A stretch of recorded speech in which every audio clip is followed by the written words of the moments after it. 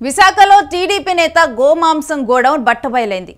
సోత్యం సమీపంలోని మిత్రా కోల్డ్ స్టోరేజ్లో భారీగా కూడా గోమాంసం దొరికింది. బాపట్ల టీడీపీ ఎమ్మెల్యే నరేంద్ర శర్మ ప్రధాన అనుచరుడు సుబ్రహ్మణ్య గుప్తా గోడౌన్గా గుర్తించారు. కోల్డ్ స్టోరేజ్లో భారీగా కూడా ఈ మాంసం పట్టుబడింది. గోమాంసం గుట్టు రట్టు చేశారు డిఆర్ఐ అధికారులు.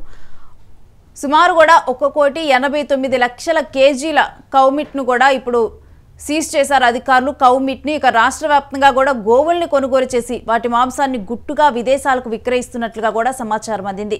అసలు సూత్రధారులు ఎవరు అని పట్టుకొని కూడా పోలీసులు ఆరా తీయటం జరిగింది. ఇక టీడీపీ నేతను కాపాడేందుకు గోప్యంగా ఉంచుతున్నారా పోలీసులు అంటూ కూడా ఇప్పుడు ప్రశ్నలు లేవనెత్తుతూ ఉన్నారు. గోమాంసం పట్టుబట్టంపై అయితే ధార్మిక సంఘాలు మండిపడుతూ ఉన్నాయి. అధికార పార్టీ నేతలు ఎందుకు స్పందించడం లేదని కూడా నిలదీస్తున్నారు. కూటమి పాలనలో గోవులకు రక్షణ కరువైందంటూ వైసీపీ ఆరోపణలు గుప్పిస్తోంది.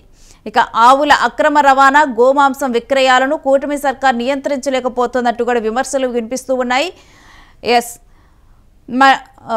భారతీయ కల్చర్లోనే ఇప్పుడు మనం గోవుని పూజిస్తాము. హిందువులు కూడా గోవుల్లో సకల దేవతలు కొలువుంటారని కూడా నమ్ముతాము. అలాంటి గోమాతను ఈ విధంగా కూడా మాంసంలా మార్చి అమ్మటాన్ని మాత్రం ఇప్పుడు ధార్మిక సంఘాలు అయితే ఖండిస్తూ ఉన్నాయి. మరొక వైపు చూస్తే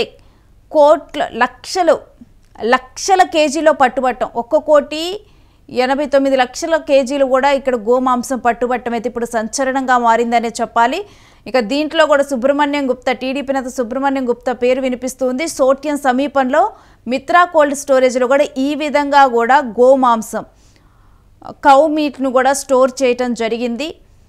దట్టు కూడా కార్తీక మాసంలో విశేషంగా కూడా గోవుల్ని పూజిస్తూ ఉంటారు.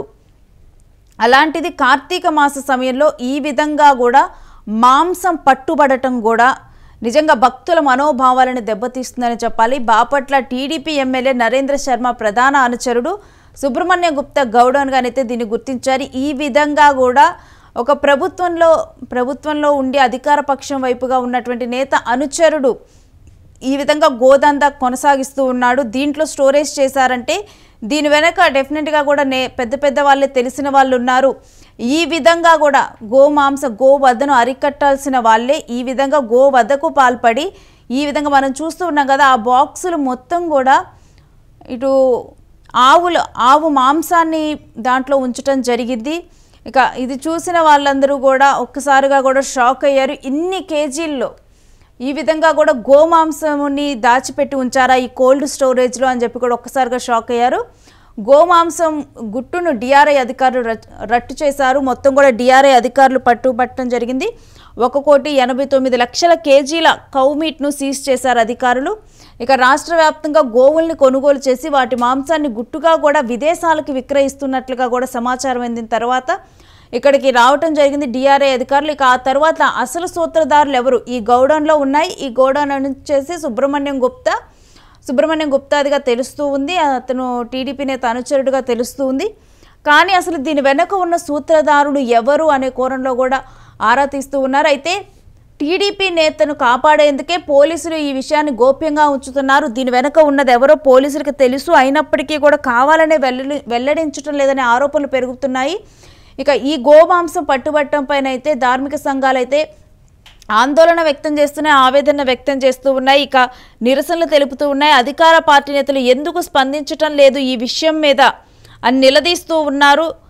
కూటమి పాలనలో గోవులకు రక్షణ లేకుండా పోయిందంటూ కూడా వైసీపీ ఆరోపణలు చేస్తూ ఉంది. ఎందుకంటే బీజేపీ ముఖ్యంగా కూడా గోవులను అక్రమ రవాణాను కూడా ఎక్కడికక్కడ అడ్డుకుంటూ కూడా ఎక్కడికక్కడ గోవులను రక్షించాలి అంటూ కూడా ఎక్కడికక్కడ స్లోగన్స్ కూడా ప్రదర్శిస్తుంది. అలాంటిది కూటమి పాలనలోనే ఈ విధంగా కూడా గోమాంసం దొరకటం, లక్షల కేజీల్లో గోమాంసం దొరకటం మాత్రం ఇది పలు ఆరోపణలకి తావునిస్తుంది. ఆవుల అక్రమ రవాణా, గోమాంసం విక్రయాలని కూటమి సర్కార్ నియంత్రించలేకపోతోందంటూ కూడా విమర్శలు వినిపిస్తున్నాయి.